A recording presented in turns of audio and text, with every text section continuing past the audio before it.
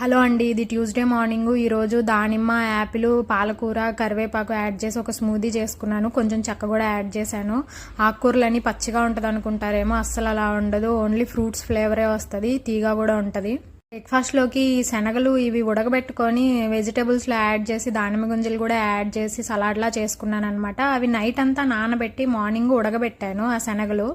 వెల్లుల్లి, కారం, జీలకర్ర, చెక్క, లవంగా యాడ్ చేసి కారం ఒకటి పక్కన రెడీ చేసి పెట్టుకున్నాను. ఎందుకంటే అది ఎగ్ ఫ్రైలో యాడ్ చేస్తున్నాను అనమాట. ఇలా డిఫరెంట్గా ఈరోజు ఈ పొడి యాడ్ చేశాను. చాలా టేస్టీగా వచ్చింది. ఎగ్ ఫ్రై ఎవరైనా డిఫరెంట్గా ట్రై చేయాలనుకున్న వాళ్ళు ఇలా ట్రై చేయండి. దాంతోపాటు తోటకూర పప్పు కూడా చేశాను అనమాట. పప్పు నార్మల్గా సపరేట్గా ఉడకబెట్టుకొని తోటకూర మాత్రం నేను ఇలా తాలింపులో వేపుతానమాట. ఇలా కొంచెం టేస్టీగా ఉండిద్ది అనిపిస్తుంది నాకు. ఇంతకుముందు మెంతికూర పప్పు చేశాను, అదే ప్రాసెస్ అనమాట ఇది కూడా.